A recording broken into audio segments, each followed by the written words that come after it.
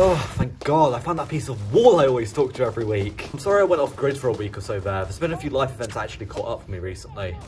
Namely the complete collapse of law and order. A couple of people stayed up a little past their bedtime and played one too many rounds of Call of Duty. And now we're stuck with anarchists. And seeing how it's been about 30 minutes since it started, and I've already taken to the trope of talking to inanimate objects like they're real, I'd say I'm the most qualified to get to the bottom of this and save the world from violent video games.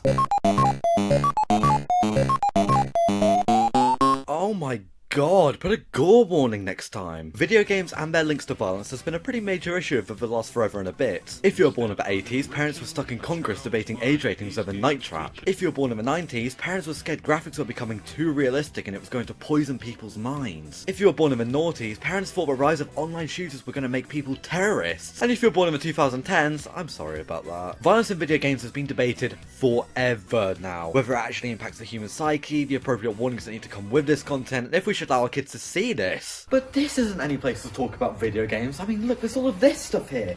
It's weird and it's green and I don't like it. But the only other option left in this war-torn, dystopian, post-apocalyptic world is to go on a quest, a pilgrimage to where it all began.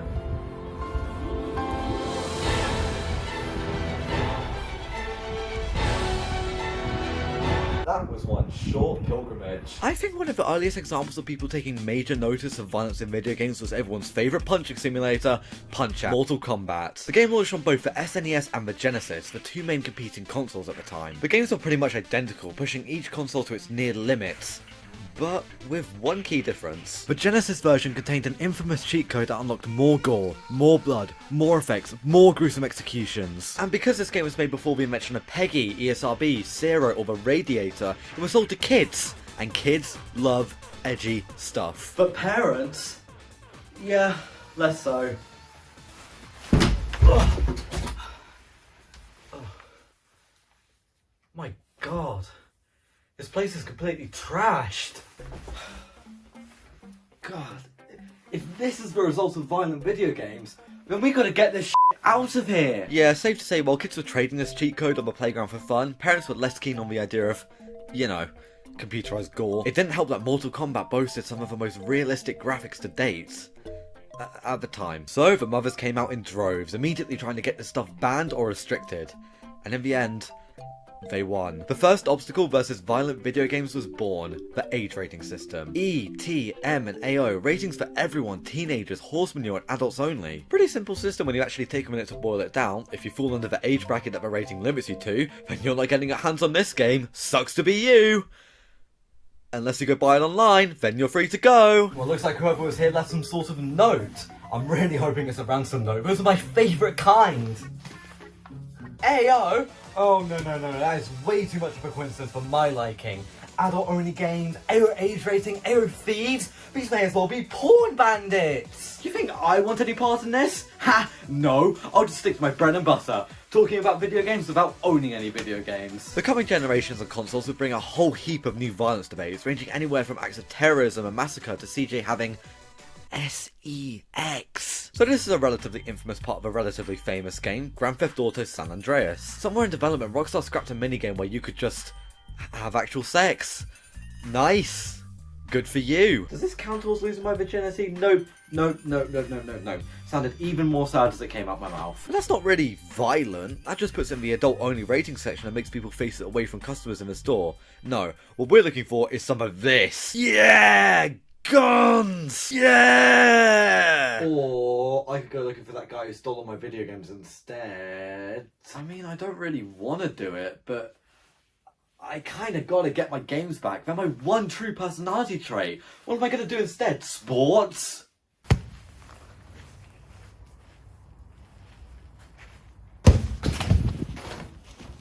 Okay, let's see here. If I was a collection of video games in a war-torn, dystopian, post-apocalyptic world, where would I be? I'm gonna go check the oven. If we want to really get violent, we should go looking for Call of Duty, a series undoubtedly best known for being good, acceptable, guns, microtransactions? So a little game called Modern Warfare 2 released in 2009, pretty niche release, don't think many people have heard of this one. But the game contains this mission called No Russian, where an undercover agent infiltrates a Russian group of terrorists who try and frame America for all of that. Too long, didn't read, you have a big machine gun, you have a group of civilians, you have a right trigger, take a guess at what you can do. Group hug? Not a lot of people were happy about that one. A lot of people argue that the game never actually makes you kill any of the civilians, so actually it's okay. It's still violent. No, don't get me wrong, I don't mind the mission. I think it's actually a good way of showing, oh my god, these guys are pretty evil, am I right? But aside from that, it's a shit mission. Like, I don't mind how violent it is, because, don't get it twisted, it's a pretty violent showing from COD. But the first half, you have to slowly walk through the airport while people run away and get gunned down. It's just boring. Like, really fucking boring at times. And then you have all these encounters with the police, and I'm supposed to be talking about the violence of these missions, aren't I? Okay, I'm officially bored. I thought a pilgrimage during a state of anarchy would be more fun for some reason. It's like a fun day out that you have to defend yourself for. But, after all of that, I guess the true stolen video games were the friends we made along the way. Oh, what the hell?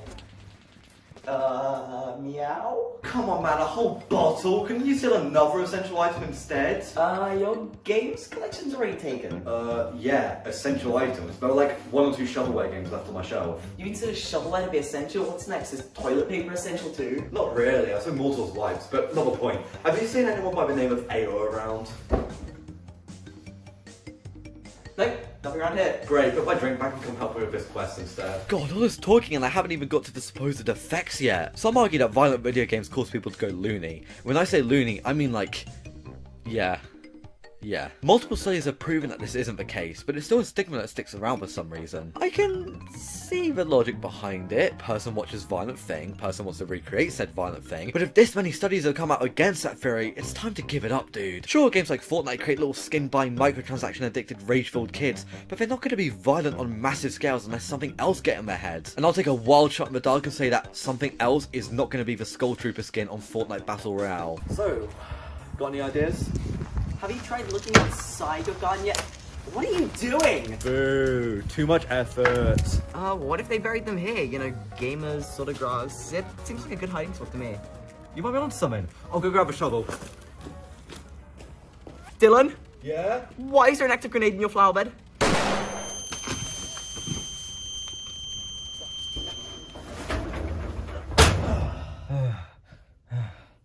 Fly high, Bletch Goebbels. Taken from us too soon. Dude, come on, open the door. I'm still alive out here. I'm missing a limb, but I'm still alive. His sacrifice will never be forgotten. For now, I need to keep looking for my games! Oh my god, this is the best anticlimax ever! Lesson? What lesson? Better think of one quickly. Oh, don't let video games control your emotions. If you're feeling too angry or too pissed off about a video game, just learn to either shut it off or laugh it off. For example, Mario Party 10. This video game makes me want to go, ah, just by looking at it, but I can just throw it away like nothing. I think. Basically, don't let violence in a video game plunge the whole world into anarchy. It's really not worth it. I promise you. I think I stopped all the gunfire!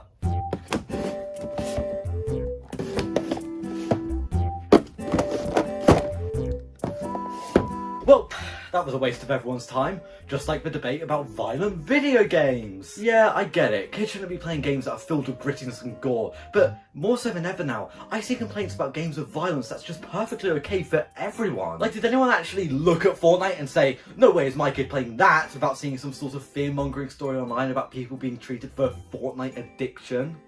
That happens with every game! Video game violence is not going to make everyone in the world an anarchist.